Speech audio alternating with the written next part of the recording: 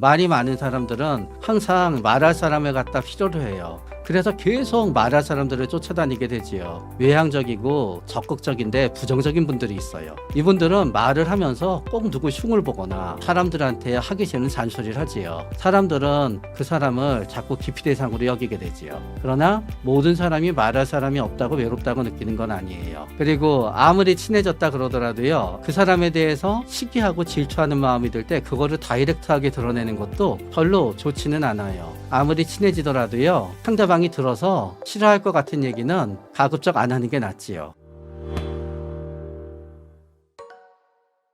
네, 정신건강의학과 전문의 최명기입니다. 오늘 만나뵙게 되어서 반갑습니다. 첫 번째는 이 세상에는 형이나 동생같이 가까운 사람을 만들고 싶어하는 사람과 형이나 동생처럼 가까운 사람을 만들고 싶어하지 않는 사람이 있습니다. 예를 들어서 어떤 사람은 몇 번, 한 5번 만났어요. 물론 당연히 나랑 엄마 아빠가 다르니까 형이나 동생이 아니지요. 형, 동생 하면 우린 친근해서 좋아할 것 같잖아요. 사실은 상당수의 사람은 그거를 질색합니다. 그렇기 때문에 우리가 형이나 동생을 만들기를 좋아하는 사람들을 친근함 추구형이라 그래요. 온 세상 사람들이 자기랑 친해져야지 본인은 마음이 편해요. 형이랑 동생을 만들고 싶지 않은 사람은 거리두기 타입이라 그래요. 우리는 거리두기 타입이라 그러면 싸늘할 것 같지요. 직장에서 출세했는데 수행원도 거느리지 않고 사람들한테 깍듯이 예의를 지키는 사람은 본인이 소탈해서도 있지만 본인이 그렇게 섞이고 싶지 않은 거예요. 그래서 거리두기 타입의 사람들은 애초에 형이나 동생을 만들지 않아요. 그런데 부모 형제도 아닌데 형이나 동생을 많이 만드는 사람들은요, 그 욕구 속에 결국은 같이 얘기하고 잡담하고 재밌게 떠들려고 하는 거예요. 그러다가 보니까 이런저런 얘기를 계속해서 하게 되는 거지요. 그러나 그 중에서도 또 그분들이 이렇게 비밀을 얘기하게 되는 데는 몇 가지 이유가 있는데요. 그 중에 가장 흔하면서 우리가 간과하는 이유는요, 할 말이 없을 때 그래요. 자, 이제 얘기를 하다가 보면은 자신에 대해서 다 얘기하게 돼요. 멈추면 되거든요. 말하고자 하는 본능을 멈출 수가 없는 거예요. 그러니까 얘기하게 되는 거지요. 그러면서 상대방이 나름대로 깊은 비밀을 얘기하잖아요. 그러면 나도 얘기할 비밀이 있는데 굉장히 얘기해서는 안 되는 비밀이에요. 그럼 얘기 안 하면 되잖아요. 상대방이 얘기하니까 본인도 왠지 얘기하고 싶어져요. 어떻게 생각하면 공감이고요. 어떻게 생각하면은 그냥 탁구 같은 거예요. 예를 들어서 우리가 좋게 얘기하면은 공감이고 나쁘게 얘기하면은 나한테 네 인생에 이렇게 커다란 비밀이 있다고 나한테 얘기해 준 거야. 나도 너에 못지않은 커다란 비밀이 있는 걸 얘기해 줘야지 하다가 보니까 그러는 거지요. 결국 충동성이 되는 거예요. 그러나 이거와 또 다른 부분도 있을 수 있어요. 어떤 부분이냐? 이거는 사실 그냥 사회에서 만난 친구 동생 사이에서는 별로 일어나지 않고요. 진짜 사랑하는 연인 사이에서 가끔 생기는 일인데요. 나의 가장 커다란 치부나 비밀을 저 사람이 알고 있지 않으면은 나를 온전히 사랑해주지 않는다는 느낌이 드는 거예요. 그러니까 그거를 알려주기 전까지는 완벽한 가까운 관계가 아니라 굉장히 거리가 있는 일종의 가식적인 거라고 생각을 해서 그거를 넘게 되는 거지요. 또 그러면서 또 이런 심리도 있어요. 그 비밀이 굉장히 상대방이 알게 되면은 나를 싫어할 거라고 생각한 걸 던짐으로 인해서 상대방이 나를 진정으로 좋아하는지 사랑하는지를 알아보고 싶은 거지요. 그러나 처음에 막 사랑할 때는 던지면 다 받아주거든요. 그러나 그게 영원히 받아준다는 뜻은 아니게 되는 거예요. 이런저런 이유들로 우리는 이렇게 나에 대한 비밀을 이렇게 얘기하게 되지요. 또 어떤 경우에는 이런 경우도 있어요. 내가 만약에 상대방이 알아서는 안 될 어떤 치부 같은 게 있잖아요. 치부 같은 게 있는 사람들은 중에 일부는 굉장히 겁이 많기 때문에 언젠가 그게 드러나면 어떡하지 걱정을 해요. 그러다가 보니까 상대방이 알아채기 전에 내가 먼저 선수를 치는 겸해서 그거를 약간 세탁을 해서 알려주는 경우도 생기는 거지요. 대부분의 분들은 ADHD예요. 우리는 ADHD는 성인 ADHD가 있는 줄 알지요. 중년 ADHD도 있고요. 노년 ADHD도 있어요. 왜냐하면 성인 ADHD는 어렸을 때 갖고 있었던 ADHD 성향 중에 통계적으로는 대부분에서 없어지는 성향인데 본인은 없어지지 않는 거예요. 그래서 과잉 행동이라고 하는 거는 계속 뭔가 끊임없이 하는 거지요. 그러나 성인의 과잉 행동은 어렸을 때처럼 앉아있지 못하고 돌아다니는 거로 나오지 않아요. 끝없이 사업을 하기, 끝없이 물건을 사기, 끝없이 뭔가 일을 벌이기, 그리고 거기 중에 하나는 끝없이 말을 하기예요. 그렇기 때문에 성인 ADHD인 사람들은 계속 말을 많이 해요. 거기에다가 성인 ADHD의 두 번째 성향은 충동성이에요. 충동성이다 그러니까 우리는 누구를 때리고 그러는 걸 생각하지요? 아니에요. 충동성은 그냥 욱해서 하는 게 충동이에요. 그 욱해서 하는 게 좋을 때도 있어요. 길 가는 사람이 쓰러져 있으면 빨리 뛰어가서 심폐소생술을 해주기. 그분들한테 왜 그랬어요? 그러잖아요. 그분들은 잘 모르겠어요. 내 몸이 움직였어요. 그래요. 경찰관이나 소방관이 시민을 구하기 위해서 목숨을 던질 때, 자, 그분들한테 물어보잖아요. 그 중에 어떤 사람도 이걸 하면 승진이 될 것 같아서 했어요. 이거를 하면 훈장을 탈 것 같아서 했어요가 아니에요. 나도 모르게 했어요예요. 그게 충동성이에요. 그래서 참을성이 없어요. 하고 싶은 건 빨리 해야 돼요. 결국은 하고 싶은 말은 전부 다 해야 돼요. 그리고 충동성은 게임을 하다가 1시간만 해야지 하고 2시간을 하는 게 충동이듯이 한 번 얘기하면 멈추지 못해요. 그러면서 ADHD의 세 번째 특징이 있지요. 부주의예요.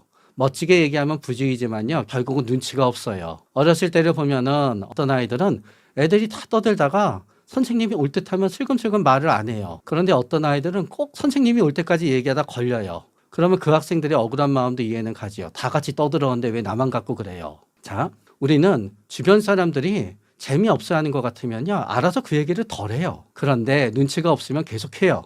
그 얘기를 좋아하는 줄 착각해요. 그러면서 충동성이 있고 부주의가 있기 때문에요. 누가 그 얘기를 하려고 주제를 돌리잖아요. 다시 그 얘기로 돌아와요. 그리고 누가 야 이제 그만 얘기하자 하려고 하잖아요. 끊고 내 얘기 들어봐 하면서 끝까지 해요. 그러다 얘기 못하고 하면 싸움 나요. 그렇기 때문에 끝없이 자기 얘기를 하는 분들 중에 진짜 죄송하지만 상당수는 ADHD인데 이 ADHD는 25세 이전에 어느 정도 많은 부분이 없어지지만 그 이후에는 그 성향은 진짜 죄송하지만 40대, 50대, 60대, 70대, 80대가 된다 그래서 별로 바뀌지를 않아요. 그렇기 때문에 끝없이 얘기하지요. 그러나 똑같은 성인 ADHD 성향이 있지만 그래도 조심하는 분들이 있지요. 첫 번째는 겁이 많은 분들이에요. 겁이 많은 분들은 굉장히 친한 사람들하고 있을 땐 끝없이 얘기해요. 그러나 조금이나 낯설거나 공적인 자리나 그렇게 되잖아요. 겁이 많기 때문에 자연스럽게 눈치를 파악하는 건 아니지만 오히려 과도하게 눈치를 보면서 말을 삼가게 돼요. 또 어떤 분들은 굉장히 착하고 공감을 많이 하는 분들이 있어요. 이분들은 자기 얘기를 계속 많이 하고 싶은데요. 남의 얘기를 들어주다가 보니까 자기 얘기를 할 시간이 별로 없어요. 그래서 똑같은 ADHD 성향이 있더라도 겁이 굉장히 많거나 공감을 무지 잘하게 되면은 결과적으로 자기 얘기를 많이 하지 않지만 공감을 못해서 남의 얘기 듣는 것도 좋아하지 않고 사람들이 나를 싫어하는지 겁나지도 않으면서 성인 ADHD 성향이 있으면 나이가 들어도 항상 혼자서 말을 많이 하게 되지요.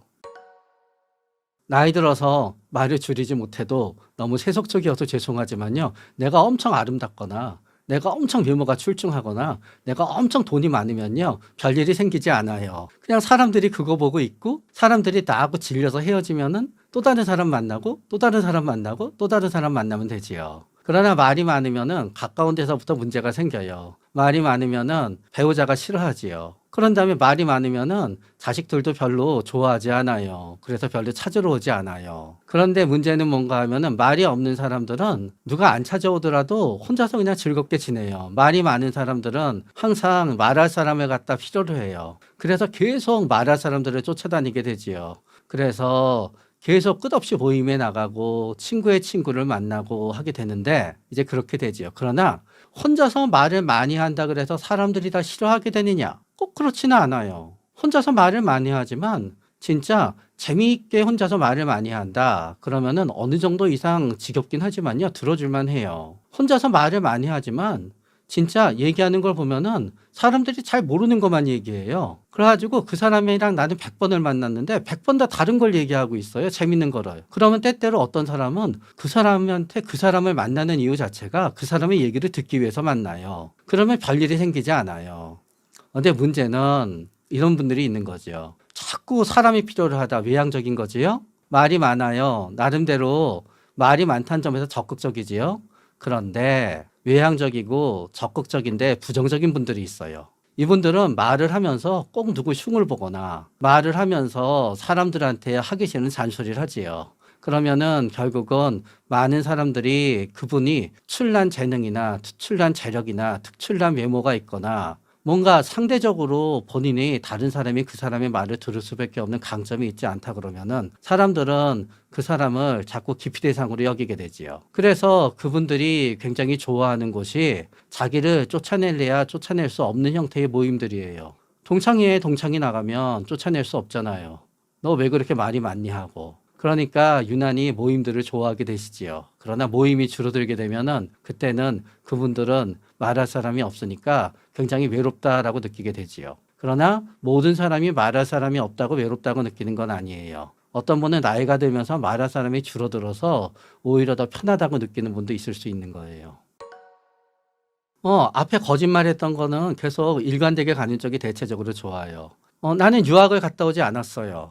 그런데 사람들이 내가 유학 갔다 온 줄 알게 됐어요. 그래서 사람들이 다 나 유학 간 줄 알고 내버려 두게 됐어요. 그러나 나중에 나 사실은 유학 갔다 오지 않았어라고 얘기했을 때 물론 드라마나 영화를 보면은 그동안 비밀을 감추느라고 너 진짜 고충이 심했겠다 하는 경우도 있지만 대부분 그 관계는 끝장이 나게 되지요. 그러니까 이미 앞서서 거짓말로 속인 거를 갖다 다시 거기에 대해서 나 진짜 그때 거짓말했어라고 진실을 밝히는 거는 항상 사람들은 그래요.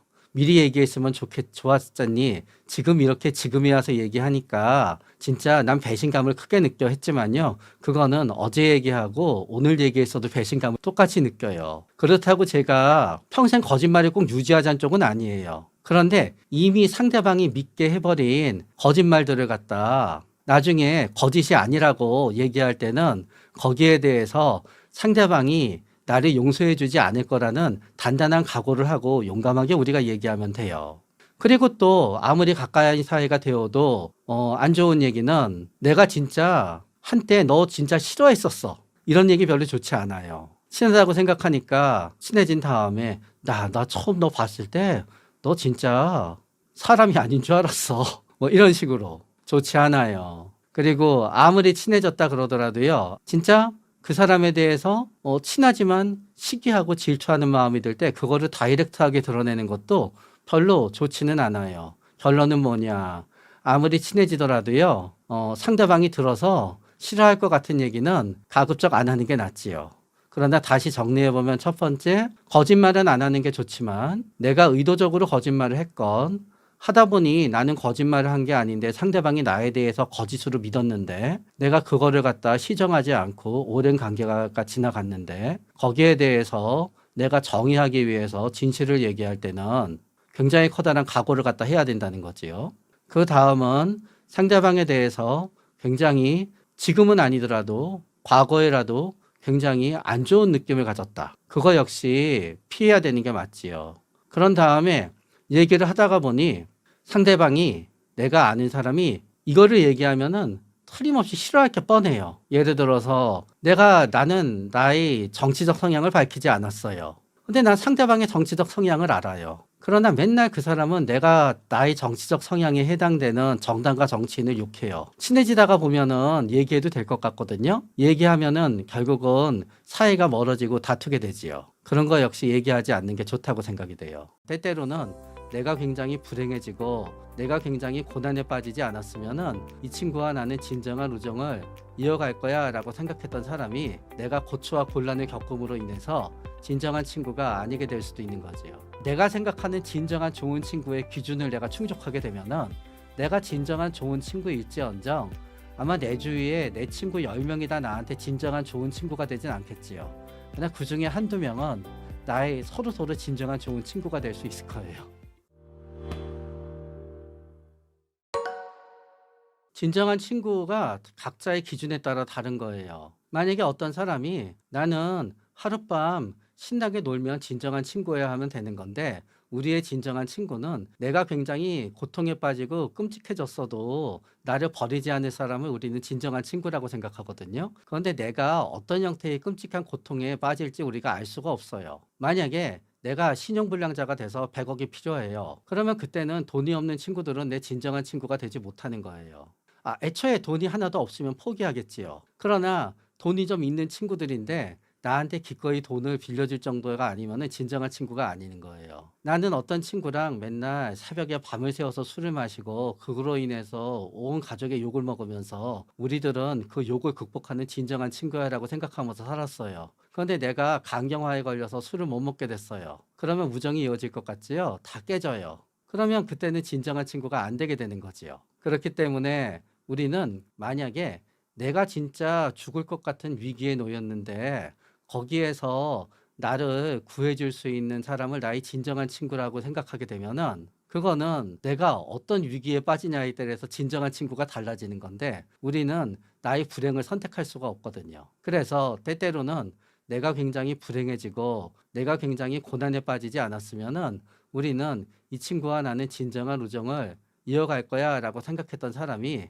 굉장히 내가 고초와 곤란을 겪음으로 인해서 진정한 친구가 아니게 될 수도 있는 거지요. 내가 63살에 63살에 죽었으면은 진정한 친구로 끝날 수 있었는데 내가 한 5년 더 살아서 진정한 친구가 아니라 싸우게 끝날 수도 있는 거지요. 그 친구하고는 63살까지 진정한 친구였던 거예요. 일단은 거기에 있어서는 우리가 생각하듯이 사라진다라고 느끼는 사람들이 있고요.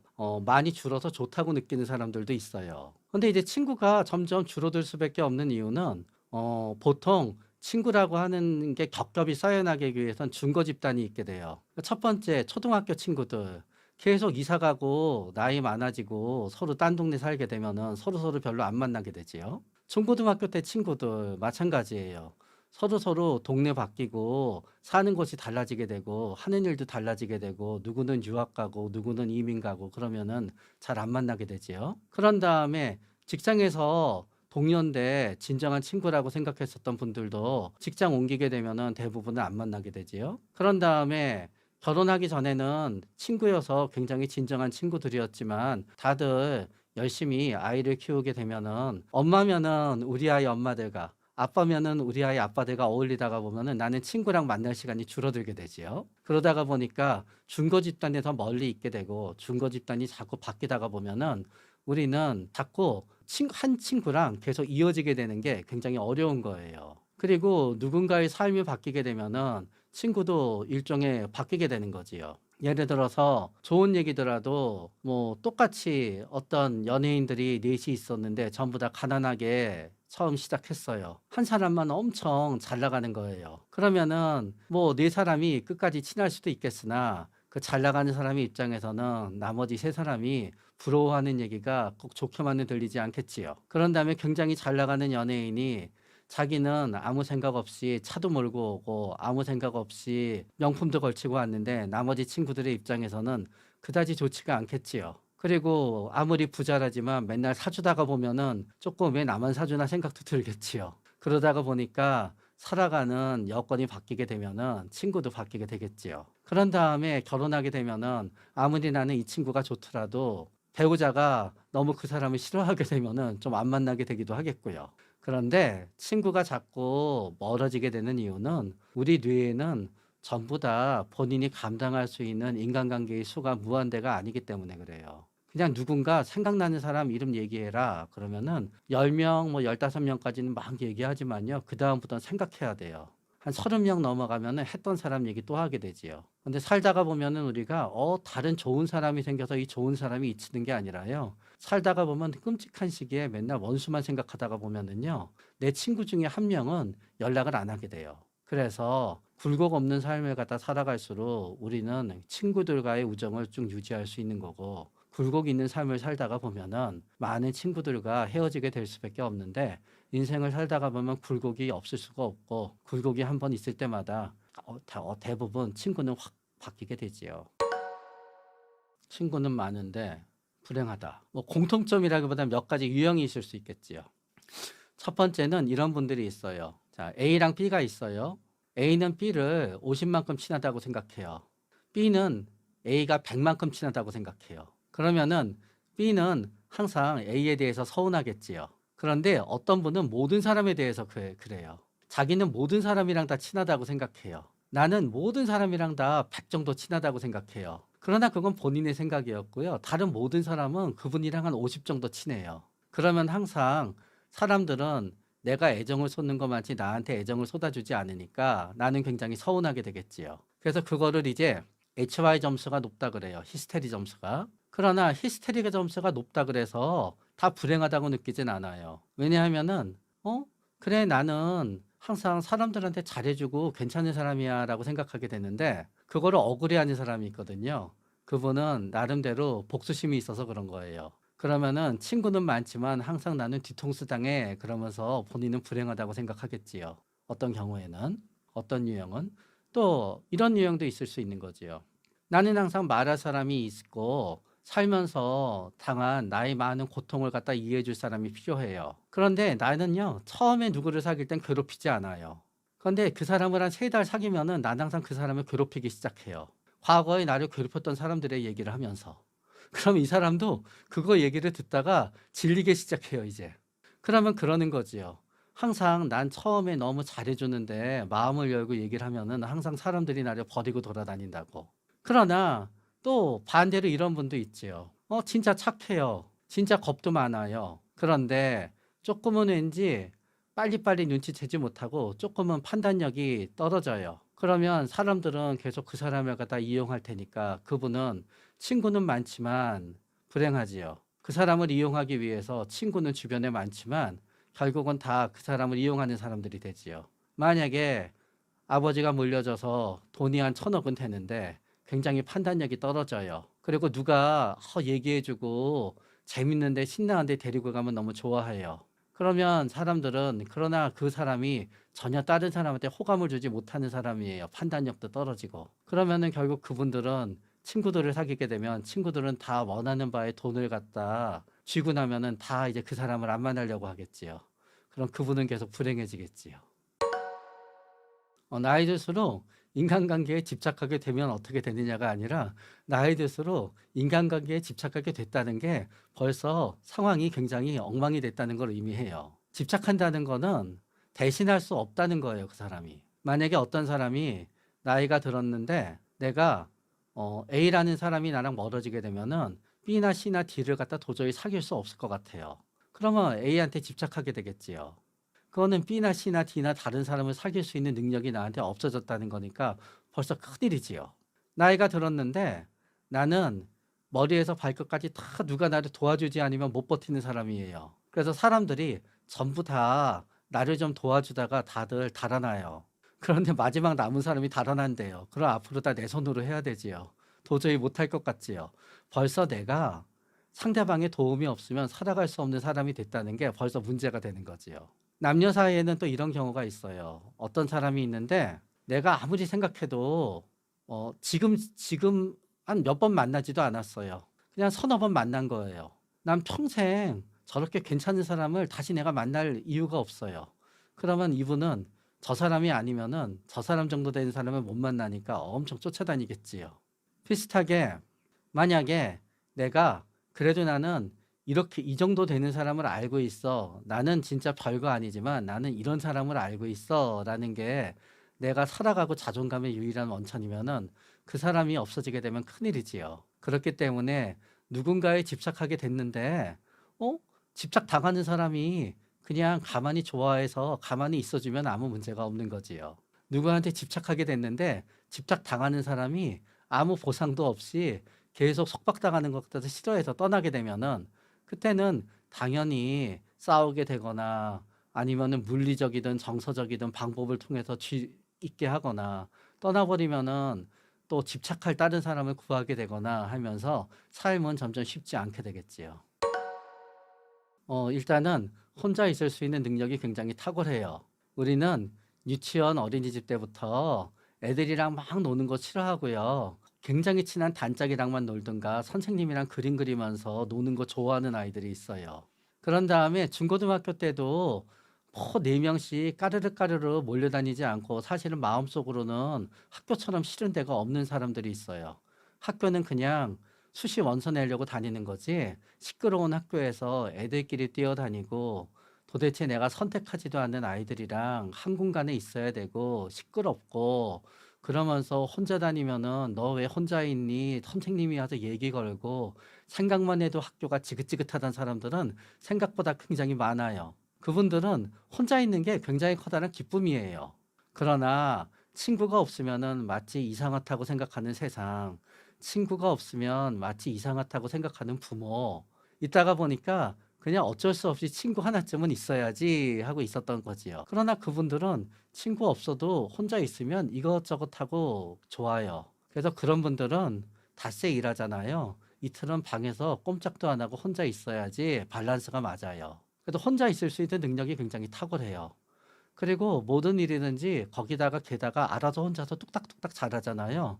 남한테 부탁할 필요가 없으니까 부탁하기 위해서 누구를 만날 필요도 없어요. 그렇기 때문에 혼자 있을 수 있는 능력이 있고 혼자 있는 게 좋고 혼자 있을 때 할 수 있는 재밌는 게 굉장히 많고 그러고 뭔가 이렇게 해야만 되는 일이나 어려움이 있어도 혼자서 뚝딱뚝딱 잘하면 잘 되지요. 근데 이런 경우가 있어요. 아무도 안 만나요. 근데 조기 축구에만 나가요. 축구는 진짜 좋아하거든요. 사람 만나는 건 싫은데 축구는 혼자서 못 하잖아요. 내가 피파 게임을 하지 않는 이상. 그러니까 그런 분들은 사람은 안 만나지만 축구를 하기 위해서 어쩔 수 없이 조기 축구에 가서 사람을 만나지요. 본인부터 진정한 좋은 친구가 되면 돼요. 만약에 내 진정한 좋은 친구는 나한테 이거를 해주는 거야, 저거를 해주는 거야 하게 되면은요, 그 친구의 입장에선 뭐예요? 나는 진정 호구인 사람밖에 더 되겠어요? 그러니까 진정한 좋은 친구를 얻고 싶으면요, 본인부터 진정한 좋은 친구가 되면은 돼요. 그런데 그런데 뭐가 하냐는 항상 나에게는 진정한 좋은 친구가 없어. 나에게는 진정한 좋은 친구가 없어 하면서 항상 어려움이 있을 때마다 진정한 좋은 친구가 나타나서 자기를 갖다 구해주기를 바란다라고 생각하게 되면은요. 그분의 친구의 입장에서는 과연 그분이 진정한 좋은 친구가 되지는 못할 거예요. 그렇기 때문에 내가 생각하는 진정한 좋은 친구의 기준을 내가 충족하게 되면은 내가 진정한 좋은 친구일지언정 아마 내 주위에 내 친구 10명이 다 나한테 진정한 좋은 친구가 되진 않겠지요. 그러나 그 중에 한두 명은 나의 서로 진정한 좋은 친구가 될 수 있을 거예요.